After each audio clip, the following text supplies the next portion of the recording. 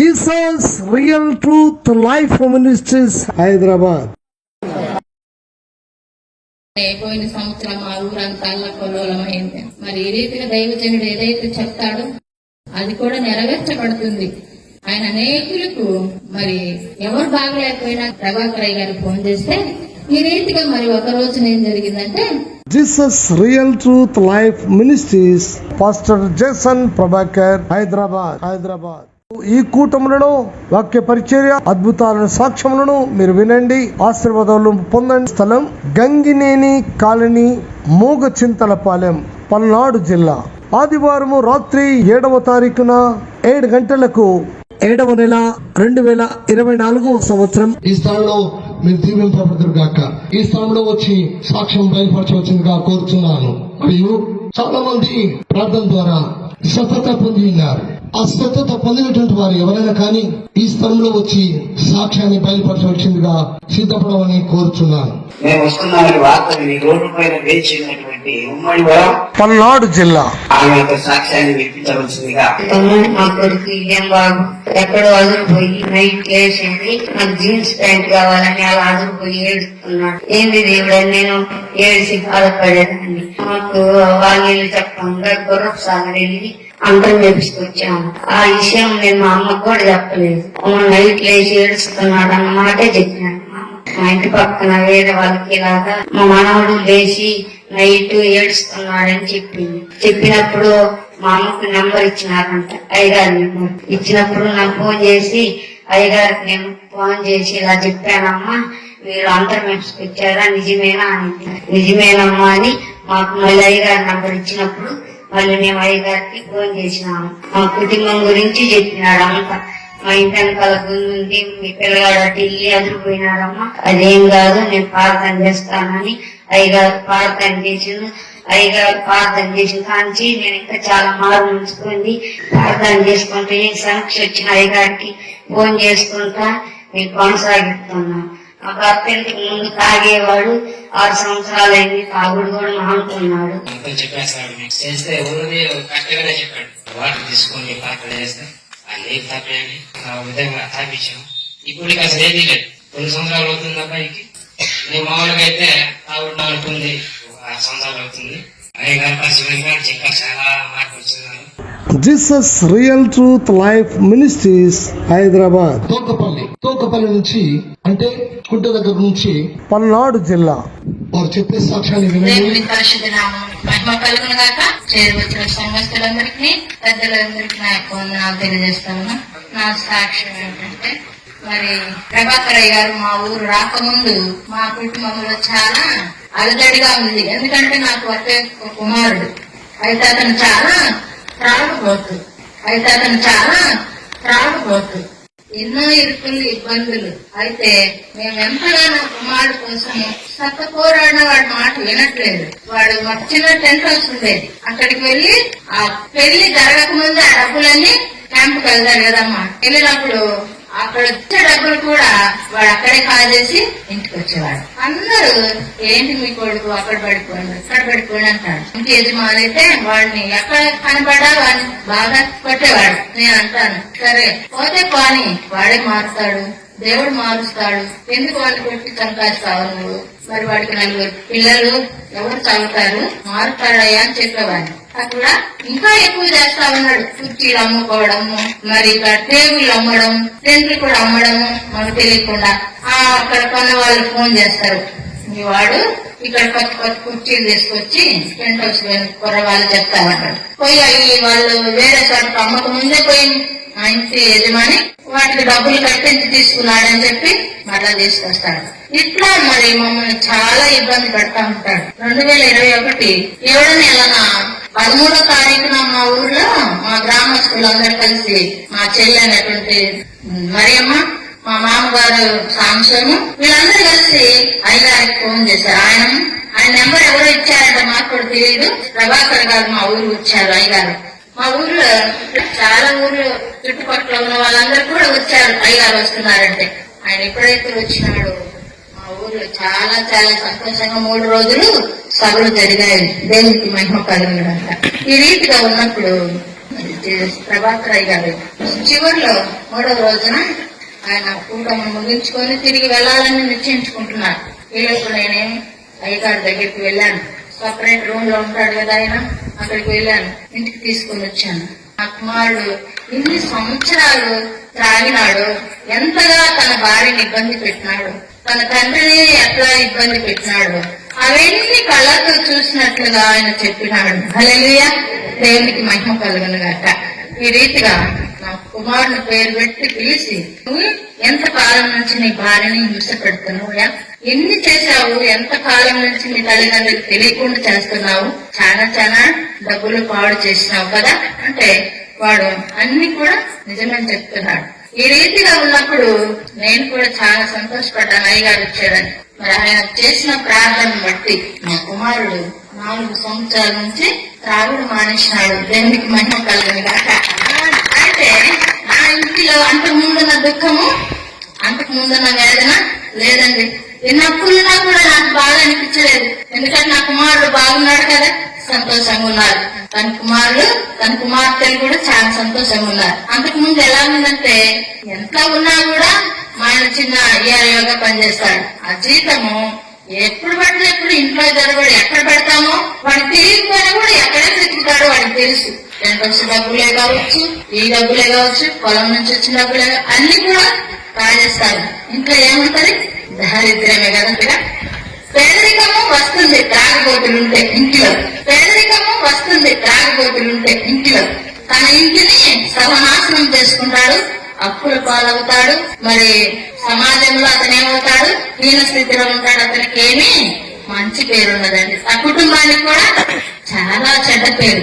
ఇవన్నీ నిద్ర భరిస్తూ ఉన్నా రాత్రి మగులు నేనైతే నిద్రపోయేదాన్ని కాదు. ఎందుకు ప్రభా, నాకొక్క కుమారుడు ఊరిలో మరి ఇట్లా నీ కొడుకు అక్కడ పడిపోయింది, ఇక్కడ పడిపోయింది. మరి తెలిసిన వాళ్ళైతే నేను తీసుకొచ్చి ఇంటి దగ్గర పడుకోబెట్టిపోతారు, తెలియని వాళ్ళైతే ఫోన్లు చేస్తారు ఇక్కడ ఉన్నాడు. ఈ రీతిగా రాత్రులు కూడా కనిపించుకుని ఉంటాడు. ప్రార్థన చేస్తా ఉన్నాం.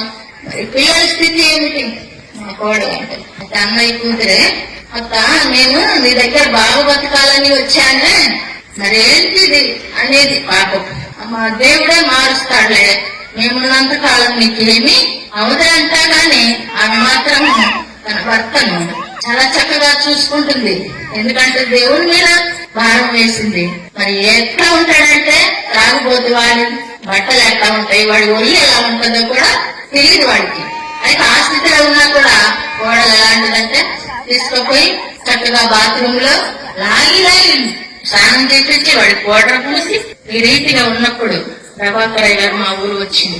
ఎప్పుడైతే వచ్చిందో ఆయన ప్రార్థన చేసి వాడిలో ఉన్న చెడు విశేషాలన్నీ కూడా, నీ భార్య నీ దగ్గర ఎంత కష్టాలు అనుభవించిందయ్యా, నిజమేనా? అన్ని నిజమే చెప్పిండు. చూసినట్టుగానే అన్ని ప్రభాకర్ గారు ప్రవక్త గారు చెప్పినాడు. అయితే అప్పటి నుంచి నా కుమారుడు త్రాగలేదు కదా, నా ఇంటికి సంతోషం వచ్చింది. అంతేకాకుండా మరి వాడికి ఒక కుమారుడు పుట్టిండు. అయ్యగారు వచ్చినప్పుడు వాడికి 9వ నెల 8వ నెల ఉంటుంది. అయితే అయ్యగారు ఏ విధంగా మాటలు చెప్పినాడో ఆ విధంగా కూడా అయ్యగారి ద్వారానే పేరు పెట్టబడింది, శ్యామ్ కిషోర్ అని. ఆ శ్యామ్ కిషోర్ చాలా చక్కగా ఉంటాడు, చాలా హుషారుగా ఉంటాడు. దేవునికి మహిమ కలుగును గాక. అయ్యగారికి వందనాలు, తన పెద్దలకు కూడా వందనాలు. పాస్టర్ గారు కాలంలోని దేవుని ఆశీర్వాద పరముడు. మా భార్యకు వెన్నెముక నొప్పి అంటే ఎంఆర్ఐ స్కాన్ తీస్తే వెన్నెముక కాకుండా ఇక్కడ నొప్పి. డాక్టర్లు ఏం చెప్పినారంటే ₹1,00,000 అవుతుంది, సర్జరీ చేయాలా, ఆపరేషన్ చేయాలన్నప్పుడు అయ్యగారికి ఫోన్ చేసిన. ఇది నా సాక్ష్యం.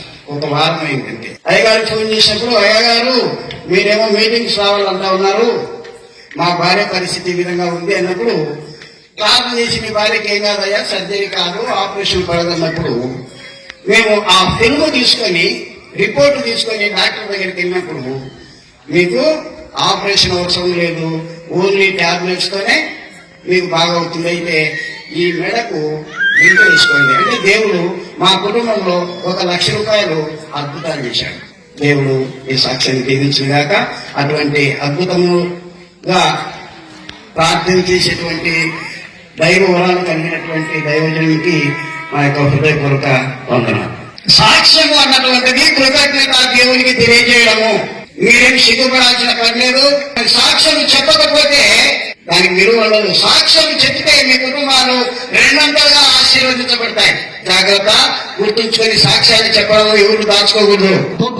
తోకపల్లి నుంచి అంటే గుడ్డ దగ్గర నుంచి పల్నాడు జిల్లా వారు చెప్పే సాక్ష్యాన్ని వినండి. తోకపల్లి అంటే మరేమో ఒక 2 నిమిషాలు మీ సాక్ష్యాన్ని అందిస్తే సార్ వాక్యం వెళ్తారు. మరేమక్క గారు, నేను దేవుని నమ్మకాన్ని 16 ఏళ్ళండి. అన్ని తెలిసి గాని నేను ఇతరులకు ఏమి చెప్పాను, మనం దేవుడు ఇచ్చే బిడ్డని తీసివేయకుండా నేను చెప్పేదాన్ని. ఆ పని నేనే చేసుకున్నా. నాకు 4 ఆడపిల్లలు, మళ్ళీ గర్భిణి. నేను వద్దు అని తీసేసుకున్నాక అదేం జరిగింది, బీడింగ్ కింద పెట్టేసింది. ఫోన్ నెంబర్ తీసుకొని నేను ఫోన్ చేశాను. అమ్మ ఏ ఊరు అంటే మా తోపల్లయ్యాన్న. ఎవరు ఇచ్చిన నెంబర్ అంటే ఆమె పక్కన ఊరు వాళ్ళు ఇచ్చిన అని చెప్పాను. సరే నీ సమీక్ష అంటే, అయ్యగారు నాకు ఇలా బీడింగ్ అవుతుంటే, అమ్మ నువ్వు అన్ని తెలిసి కానీ నువ్వు ఇలా ఎలా చేసినావు, మా వస్త్రంతో సహా పేరుతో సహా చెప్పిండు ఆయన. నిజముగా నేనే ఈ పని చేసినానయ్యా, నన్ను క్షమించమని అడిగినప్పుడు మా ఆయన గాని మారు మనిషి పొందలేదు గాని తాగు నుంచి మొదటి పొందింది. ఆనాడు నుంచి ఆ సంవత్సరం నుంచి నేను ప్రార్థన పెట్టేసుకోవాలనేది ప్రతి ఒక్కరిని అడిగేదాన్ని. నిశ్చయముగా లేదని దేశించినట్టు నన్ను దేశించిన గాని వాళ్ళ ముందుకెళ్లి దైవజనం తీసుకొచ్చి ప్రార్థన పెట్టుకున్నామని నేను కాంతేసి ఇంకోళ్ళు కాదని ఇంటింటి పోయి తెచ్చుకున్నా. డబ్బులు తెచ్చుకొని 3 దినాలు ప్రార్థన పెట్టినప్పుడు చాలా కష్టపడ్డాం. ఎవరి కోసము? దేవుని పని కోసం కష్టపడ్డా. ఈనాడు నేను చదువు లేదని కాబట్టి ఇక్కడ నిలబడ్డానంటే అక్కడ దైవజనుడు అక్కడే నిలబెట్టి మాట్లాడితే ఎట్లా భయపడలే. మనసుల వైపు చూస్తే మనం ఈ పని చేయలేము. ఆయన కన్నీటితో ప్రార్థన చేసినప్పుడు అయ్యక్క మేము నిజంగా ఆయన వచ్చి ఇంకొద్దిగా అభిషేకం ఇచ్చిండు. మాకు ఆరాధించే అవకాశంగా దేవుడు నాకు ఇచ్చాడు. మాకు ఎవరైనా చెప్పాడు, మా ఇంటిలోకి వచ్చిండు. చాలా మేము కొద్ది నేర్చుకున్నాం. ఏమైనా ఇబ్బంది వచ్చినా ప్రార్థన చేసుకుంటాం. దైవజనుడు ఉండాలా అని చెప్పిన మాటలు మనం అనుసరించాలి. కాబట్టి ఆనాడు ప్రార్థన చెప్పినట్టు అయ్యగారు అలా జడలదో త్రోవ తప్పకుండా త్రోవలో నడిచినప్పుడు మనకి విజయం. ఈనాడు కూడా గొప్పగా వాడబడుతున్నాడు. అంత మాత్రమే కాదు, దేవుని బలముగా మనం స్తుతించాలి. హల్లెలూయా. ఈరోజు అయ్యగారు మన మధ్యకి రావటం మనకి చాలా ఆశీర్వాదకరమైంది మన పట్టణానికి. స్తోత్రం. హల్లెలూయా. నా సాక్ష్యం ఏంటంటే చిన్న సాక్ష్యం. గడిచినటువంటి 5వ నెలలో నా ఎద్దు పోయింది. అరుగుతున్నటువంటి ఎద్దు పోతే నేను 4-5 రోజులు బేగాడా. అది ఎక్కడ కూడా కనపడదు. ఎమ్మటే అయ్యగారికి ఫోన్ చేశాను. ఫోన్ చేస్తే అయ్యగారు ఎద్దు పోయింది, అది కనిపించరా అన్నారు. అంటే ఎన్ని పోయాయా అన్నాడు. ఒక్కటే పోయింది అన్న. ఒక్కటే పోయిందా అన్నాడు. మరి చెప్పి ఒక్కటే పోయిందయ్యా అన్నాడు. సరే ప్రార్థన చేశాడు. పలానా చోటు ఉన్నాయి, నువ్వు అక్కడికి వెళ్ళు, నువ్వు ఎంత త్వరగా వెళితే అంత త్వరగా చిక్కుతాయి అన్నాడు. అయితే నేను వెళ్ళలేకపోయా. ఇటు ఈ లొగాట్లో ఇటు చూసా కానీ అయ్యగారు చెప్పిన స్థలానికి నేను వెళ్ళలేకపోయా. మళ్ళీ అడిగా ఫోన్ చేసి, అయ్యగారు మరి నేను ఇటు దేవుని ఆడారు, నేను చెప్పిన స్థలానికి పోలేదయ్యా అంటే, అయ్యా అక్కడ నువ్వు ఒక్కటే పోయి అంటున్నావు కానీ 2 ఉన్నాయి. 2 అంటే నీది తెల్ల ఎత్తు, ఇంకొక ఎర్ర ఎత్తు ఉంది అండు. అప్పుడు ఎమ్మటి నేను ఆశ్చర్యపోయా.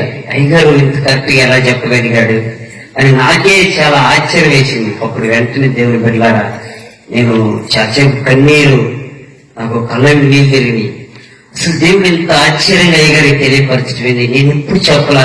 నా పక్కన గొరయ్య బాబు గారు, ఆయన కూడా ఉన్నాడు. ఆయన కూడా ఏనాడు ఈ మాట చెప్పలాగా అన్నాడు.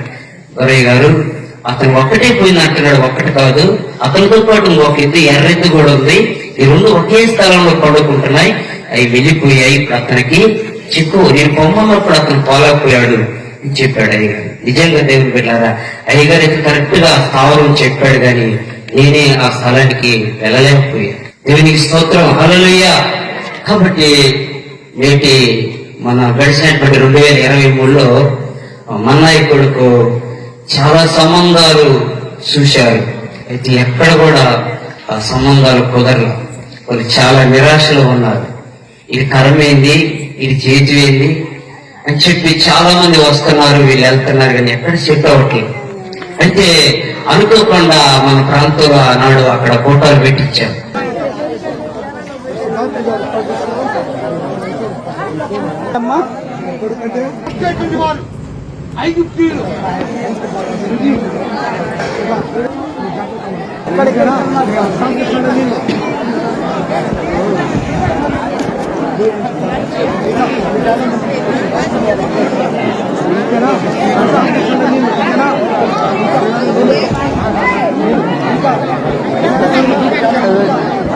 అయ్యగారు సాయంత్రం అంతా ప్రార్థనలో ఉన్నాడు. తెల్లారి పొద్దున్నే అయ్యగారిని ఇంటికి తీసుకొచ్చారు.